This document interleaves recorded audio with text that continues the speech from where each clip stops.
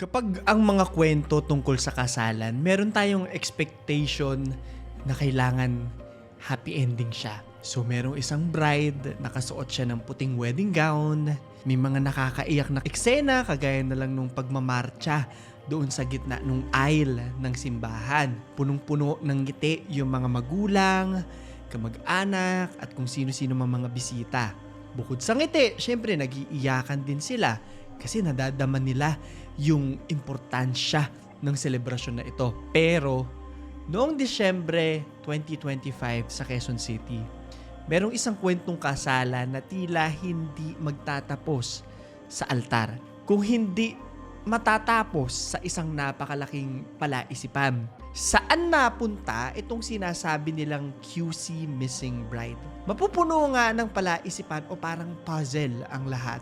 At magkakaroon ng kani-kanyang mga teorya tungkol sa kwentong ito. Murder ba siya? Naglayas ba siya? Tumakas ba siya sa asawa niya? Kinidnap ba siya? Pero ito yung gusto kong i-emphasize sa kwentong ito ha. More than just the mystery of the story, ito ay isang importanteng kwento at diskusyon tungkol sa mental state ng kababaihan. Particularly doon sa mga kababaihang malapit ng ikasal, may pressure kasi yan.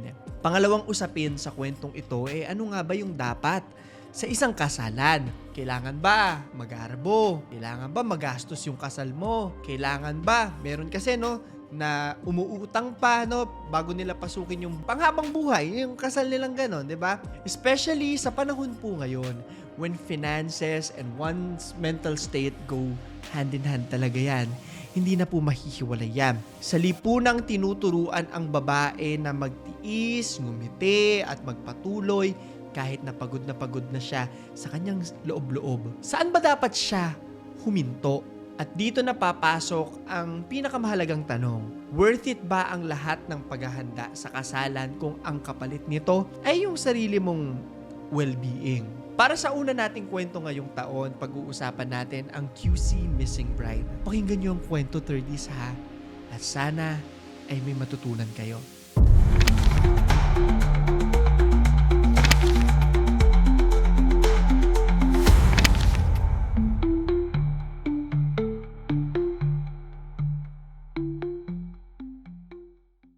Ganito mag-uumpisa itong puzzle sa social media. Kakalat yung mga posts katulad nito.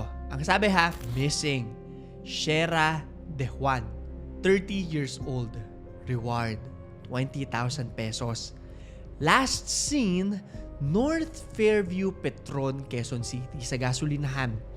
Date missing, December 10, 2025. Please contact us if you have any information. Contact us here. At dito nakalagay yung mga numero ng mga nagmamahal dito sa dalaga. Halos 10 taon daw itong nasa relasyon nung kanyang fiancé. Na ilang araw lang bago yung pagkawala niya, ikakasal na dapat sila. Makikita natin sa mga larawan niya, 'di ba? Na parang wala namang kakaiba. Normal naman kung sasabihin. Nakangiti siya, maayos ang pananamit, mukhang masaya. And I guess ganun na nga siguro kapag mental well-being ang usapan. Kanina ko pa binabanggit yung term ha. Hindi po talaga natin alam kung sino yung mga merong pinagdadaanan. Katabi ng larawan nito ay ang mga larawan kung saan ito huling nakita, yung gas station. Na hindi ko matukoy kung ano yung eksaktong pananamit niya, pero base dito sa nakikita ko, nakaitim siya, nakasalamin, parang nakatali yung buhok niya, naka-jacket, or nakapantalon. Ang sabi ha, ang soon-to-be bride na ito ay nawala raw matapos umalis ng bahay para mamili ng wedding shoes nito sa Quezon City. Sa headline pa lang na to, makukuha na talaga yung atensyon ng mga tao. Papatanong ka, bibili daw ng wedding shoes? Tapos bigla na lang siyang nawala? Bakit kaya? Ang paghahanap sa missing bride. At this point, given na nakita na natin yung mga missing posters online, alam na natin na ang kapulisan kasama ang pamilya ng dalaga ay naghahanap na dito kay Shera De Juan. Ngayon, dito magkakaroon ng paghihinala ang mga tao. And personally, nakita ko rin po, hanggang ngayon, marami yung tinatawan-tawanan tong kwento na to, which is hindi Di po ako nag-a-agree. Diba? Marami kasi nagsasabi, ay, pasikat naman yan. Ay, kuha atensyon. That's not how I see this story. Anyway, nakita ko po lahat yan, how it unfolds. Lahat ng atensyon po ay nakatutok na dito sa fiancé niya. Itong lalaking ito. And for context lang, usually kapag meron pong nawawalang babae or kadalasan nasa isang relasyon to, meron siyang asawa, meron siyang nobyo, yun yung kadalasan hindi ko sinasabing sa kwentong ito, may kasalanan. Pinatay na siya, chinap-chap na, nilagay na sa kung saan-saan. Miski kapulisan po, no, ito talaga yung unang sinisilip. Alam natin na marami yung nakakasakit, no, kapag may hiwalayan or usapang relasyon. Nakita nyo na yan sa channel na to. Kaya hindi rin po natin masisisi yung mga tao na ganun sila mag-isip. Pero hindi naman natin pwedeng husgahan, di ba, ang mga tao. Pag hinalaan, pwede. So, syempre, tignan muna natin ang takbo ng buong kwento. Ayon sa fiancé ng missing bride na si Mark R.J. Reyes, umalis daw ang babae sa kanilang tirahan. Hapon ng December 10 para nga bumili ng sapatos. Bandang 1:35 p.m. raw nang huli itong makita sa isang gas station sa Atherton Street sa may North Fairview. Lapit lang dito sa amin. In-specific na nila na naka-black jacket siya, black t-shirt, at meron daw itong dalang tumbler at isang coin purse. Sabi ng pamilya, talagang report daw talaga agad sila sa pulis nung makutuban nila na parang hindi na nga uuwi itong missing bride. At agad-agad, pinag-check ng kapulisan po yung mga kamera, mga larawan na maaaring makapagturo kung nasaan ang babae. Bakit nga ba siya nawawala? Nasa peligro ba yung buhay niya? Wala pa tayong kasagutan ngayon CCTV footage. Matapos mai-report at dahil na rin sa pressure mula sa pagiging viral ng kwentong ito, sinuri na rin ng mga investigador ang mga posibleng naging daanan at destinasyon ng babaeng nawawala. Kagaya na lang ng Fairview Center Mall. Gayun din yung mga kalapit na mga transport terminal. Pinaniniwalaan na umalis daw ito matapos dumaan sa gas station. However, kahit maraming ebidensya na, marami ng mga footages o patunay kung nasaan siya huling nawala, umamin naman po ang mga investigador na limitado lang ang mga ito at hindi kakayanin na matunton kung nasaan ang babae agad-agad. Yung camera sa gas station, okay naman daw. Kaso yung mga kalapit na establishments, either wala silang kuha, kung saan maaaring sumakay o pumunta itong missing bride. Sa malls naman, sabi na kakaunti lang daw yung mga CCTV footage na accessible.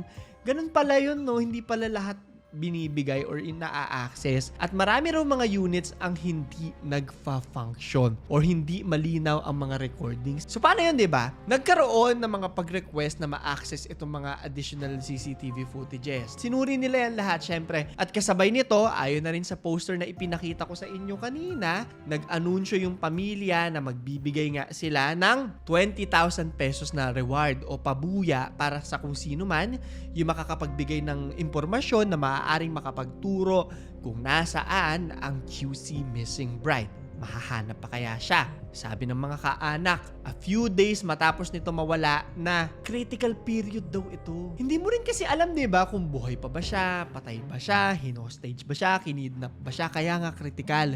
Baka naghihingalo na siya, kailangan niya ng tulong, baka nahihirapan siya. Hindi maiiwasan na mapaparaning ka po talaga sa sitwasyong ito. At bilang pamilya, ang gusto mo lang, mabalik ang mahal mo sa buhay. So ano na kaya ang mangyayari? Dito na papasok yung person of interest. Sabi ko sa inyo na sa ganitong mga klase ng kwento, una talagang sinisilip yung kasintahan, nobyo, asawa.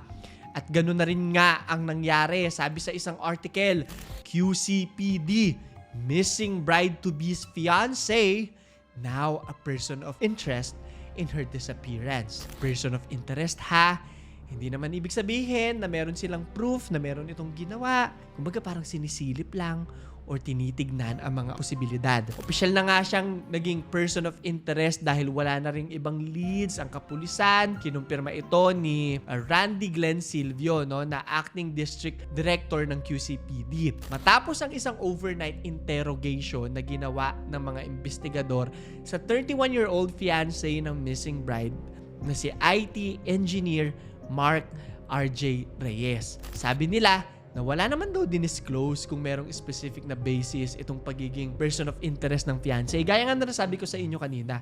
At hindi daw ibig sabihin nito na suspect siya. Ito yung sabi nila, hanggat maaari, sabihin niya yung punot dulo. I think siya yung makakapagbigay ng magandang statement kung bakit talaga umalis itong si Miss Shera. So far, sabi niya, wala naman daw silang pinag-awayan recently. Ayon kay Police Colonel Silvio. Sabi naman ng lalaki, no, na hindi siya offended sa pagiging person of interest. So, siguro, confident din siya na wala naman siyang ginawa, di ba? At nangakong makikipag-cooperate daw ito. Sabi niya, okay lang po sa akin. Basta gumulong yung investigasyon at masiguro yung agarang paghahanap po kay Mahal. Yung tawagan nila, sabi niya sa isang interview. Bukod sa kanya, in-interview rin ang kapatid ng missing bride. Kinuhaan ng mga statement at in-interrogate. Bukod dito, yung manager din daw ng missing bride, tinanong ng Special Investigation Team. Nagkaroon ng Special Investigation Team eh. Isa rin yung trabaho sa mga sinisilip nilang leads ng kapulisan. Pero ito na, unti-unti na rin sinisilip ng mga netizens at ng kapulisan kung ano nga ba yung tumatakbo sa pag-iisip ng missing bride. Doon mo kasi malalaman ano kaya yung nangyari. Kailangan natin malaman, may problema ba to? May pinagdadaanan ba siya? Dito na papasok itong mga articles na naglalabasan. Financial woes. Ito na nga kaya ang dahilan kung bakit siya nawala. Sinilip ng Quezon City Police District o QCPD mula sa mga digital forensic examinations. Ito yung hula ko lamang po, no? Siguro sa mga digital footprint niya or sa mga mensahe nito sa mga kamag-anak.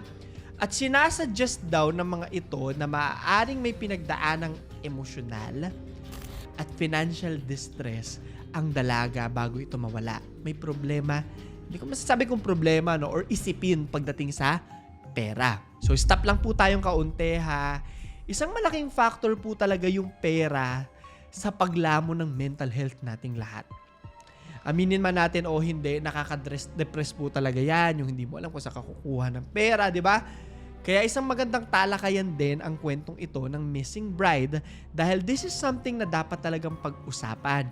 Given our economy, napakahirap po kasi talaga. And yung question nga na worth it ba yung stress para sa isang kasal? Dapat ba ang grande? Dapat ba maraming ganda, mga bisita? Alam ko na marami sa mga manonood po natin, no? Especially sa mga kababaihan, fantasy po talaga ang kasal, di ba? May mga tao na dito sinusukat yung pagmamahal sa isang relasyon, no? Kailangan ingrande. Kung hindi ingrande to, hindi rin ingrande yung buhay natin. May mga ganun kasi, no? Walang tama, walang mali. Pero ang masasabi ko lang, pagmamahalan po, no, tunay na masusukat yan sa kung paano nyo isosolve yung mga problema na magkasama, hindi sa mismong araw ng kasal. Paano nyo hinahandle yung lahat, di ba? Paano nyo pinag-uusapan? Maayos ba? Nag-aaway ba kayo? Sabi nga nila, di ba, eto na yun yung for better or for worse, for richer or for poorer, in sickness and in health, to love and to cherish, till death do us part. Yun talaga yun eh. Yung pagsasama nyo, hindi yung mismong kasal, kung hindi yung kabuuan ng adventure nyo. Anyway, balikan natin ang babae. Sabi nga nila, di ba, na meron itong financial distress. Nanggagaling daw itong financial distress na to, no, sa medical condition ng ama. May sakit pala yung ama niya. At dahil na nga rin sa paparating na kasal, halo-halo na, di ba? Pero alam nyo, nakikita ko po sa mga interviews ng magulang niya na mahal nila itong missing bride. Gusto na lang nila maibalik itong si Shera. Isang patunay rin na hindi tayo dapat na pe-pressure sa isang kasalan, no? Maaaring sa atin, kailangan bongga, pero sa ibang tao, hindi. Gusto lang nila tayong makasama. There should be peace in love. Para sa akin lamang po yan, ha? Alam ko may mga tao na gusto spicy ang relasyon, pero naniniwala ako na ang partner mo, ang asawa mo, ang tahanan mo. At ang tahanan, dapat may kapayapaan. Ang taong mahal ka, mahal ka. Kahit ano pa yung kasal nyo, di ba? Kahit civil, simbahan, kung saan-saang destinasyon. Ngayon, meron pong inireveal yung mga kapulisan. Sabi nila na bago raw ito mawala, may mga searches daw, may mga sinasearch daw online. Itong si Shera, searches tungkol sa mga medication. At sabi ng QCPD na tinatrato raw nila ito ng seryoso at ng may sensitivity. At dapat lang, di ba? Pero may sinabi po yung fiancé nito tungkol sa medications na yan. Yung sa father niya po, ma'am, lahat po yun covered po ng HMO niya. Wala po kaming gastos dyan ni piso. Sobra-sobra po kami ng budget sa kasal. Hindi po siya financially distressed. So parang sinesearch niya yon kasi baka delikado pag ininom niya yung gamot kapag may acid siya. So yun yung context ko ano yung sinesearch niya. Okay po siya, ma'am. Sobrang okay siya. Mahirap po kasi talagang malaman yung pinagdadaanan ng isang tao when it comes to depression and anxiety, no? If yun yung pinagdadaanan ng dalaga. Pumapasok po talaga yan. Whether or not may problema ka, masaya ka sa buhay mo, dedemonyohin ka niyan. Traidor ito sa pag-iisip mo. Kaya kung meron kang ganitong mga pinagdadaanan, paulit-ulit kong sinasabi, lumapit sa kinauukulan. Medical professionals. Sa ngayon, especially sa QC, pinag-aagapan ang usapin ng mental health. Actually, sobrang proud po ako sa pamamalakad dito sa amin eh. So ito na, mahanap pa kaya ang missing bride?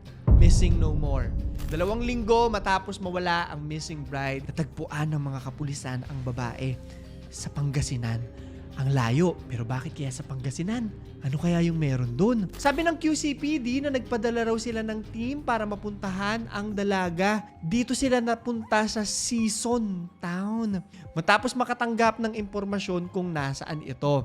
Ito yung sabi nila, earlier, Miss Shera's boyfriend and brother went to the police station in Fairview and reported that they received a call saying that Miss Shera was found in Pangasinan. May tumawag daw sa kanila. Sabi ito ni QCPD Director Randy Glenn Silvio. Walang kahit anong impormasyon po, no. Hinahanap ko po kung anong meron dito sa informant na to, kung sino siya. Mamaya may babanggitin tayo na. Pero sa puntong ito, isang bagay ang malinaw at dapat na mangyari at yan ay dapat puntahan nila yung dalaga habang wala nangyayaring masama sa kanya.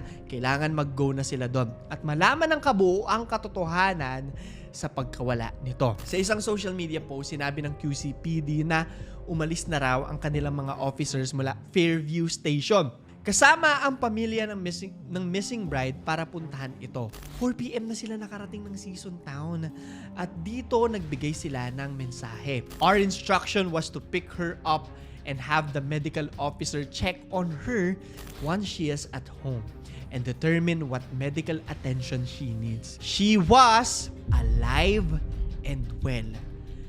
Buhay at maayos. Sa awa ng Panginoon, walang nangyaring masama sa babae. At naibasura ang lahat ng mga teoryang umuugong sa kaisipan ng mga taong sumusunod sa kwentong ito. Pero hanggang sa ngayon, hindi na rin po natin paghihimasukan, no? Pero hindi pa rin malinaw yung mga katanungan ng bakit. Bakit kaya umalis na walang paalam ang dalaga? Ano kaya yung nangyari? Nag-away ba sila ng fiancé niya? Hindi niya na ba tumahal? Mahahanap pa kaya natin ng kasagutan? Meron pa silang sinabi, no? Siyempre, tinatanong din nila kung ano yung nangyari. She has made some revelations. May mga binanggit daw, pero hindi daw consistent. Perhaps we will address them later. Once she is here, we will interview her. She might just be tired. And obvious naman no, na may pinagdadaanan po yung babae. Kaya wag na rin nating pagtawanan pa. Nakita ko na yun nga, nung nahanap siya, yung mga tao, ay, gutom sa attention, ganun. Which is the total opposite ng naiisip ko. Kasi obviously may pinagdadaanan po to. Wala tayong empathy sa mga kapwa natin. Which is why we are discussing this story as well. So ito na, missing bride is home. Si Shera De Juan, ang missing bride na hinahanap ng mga netizens, ng kanyang pamilya, ng kanyang fiancé, ay nakauwi na. Matapos ang 19 na araw. Nakauwi siya Tuesday ng umaga, December 30, 2025. Ito ang kanyang larawan habang parang kinukuhaan siya ng BP dito eh. Sabi kasi, may nausea daw ito. Sabi ni QCPD Director Glenn Silvio ulit, no, meron daw concerned citizen na nagsabing nakita siya. Yun lang yung context talaga nung kung sino man yung naghanap sa kanya. Si Shera ay nagsabi ng kanyang karamdaman sa pagduduwal. Lumalabas na ilang araw siyang halos tubig lang ang iniinom at kamakailan ay muling kumain, na maaaring naging sanhi ng kanyang nararamdaman.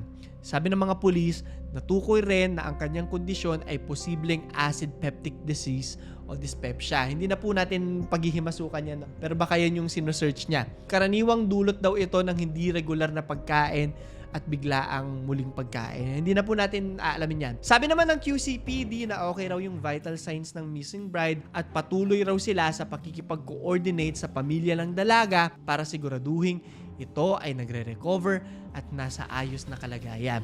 At this time, we are still not fully aware of everything that happened, as my fiancé is not yet able to clearly remember the entire incident. We respectfully ask for understanding as we allow her the time and space to recover, sabi ng kanyang fiancé. Well, obviously po, meron silang pinagdadaanan, may iniisip yung babae. Nang sa akin lang, sana makahanap po siya ng kapayapaan. At kung meron man silang pinagdadaanan ng kanyang fiancé, sana maayos nila ito. Nakakalungkot din yung kwento, no? May mga taong nawawala hindi dahil gusto nilang tumakas, kung hindi dahil napapagod na silang magpanggap na okay lang sila. Noong Disyembre 2025 sa Quezon City, itong bride ang hindi umabot sa altar. Sa gitna ng mga plano, pressure, itong inaasahang happiest day of her life, tila nauna munang gumuho ang kanyang isip. At dahil dito sa kwentong ito po, no, isang katanungan ang gusto kong iwan sa inyong ngayong gabi. Chine-check mo ba ang mental well-being ng partner mo? Yan po yung rabon sa gintingan. Yan po Highway yung dinanan mo dito. Rabon. Okay. Sorry. Kasi nga galing sa cellphone. Naglakad ka lang? Naglakad-lakad lang po ako. Pero madaling araw ko po yung nilalakad. Kasi Rabon.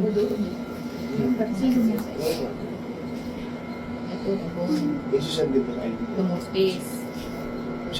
Ang layo na ba ng nilakad mo pala, ma'am, no? Kasi Malayo. Bakit? Saan ka naglalakad? Alam mo ba daan? nakita ko itong 2 days before po ngayon. Nakita ko lang po yung putaw. Sinundan mo na yan. Sinusundan ko po siya. Yung Dunkin, nadaanan mo pa. Opo, Dunkin po. Dumaan ka dyan sa Gusto ko lang pong i-promote yung aking Vietnam trip. Kasabay nitong post na to ay ang start ng aking Vietnam series. So, kung gusto niyo po mapanood yan, punta na kayo sa Claro The Third Vlogs na channel. Twice a week na po ako mag-a-upload dyan. So, sana samahan nyo ako sa aking monthly adventures. Anyway, happy 2026 sa inyong lahat. At sana ay marami pa tayong mga makabuluhang kwento na mapag-usapan ngayong taon. Excited ako sa lahat ng pagsasamahan natin. At ang wish ko lang, sana excited rin kayo na makasama ako sa buong 2026. Ano pa kaya ang mga mangyayari sa atin? Nakaka-excite. So yun lamang po. Ito si Clara the Third at ito ang aking kwento.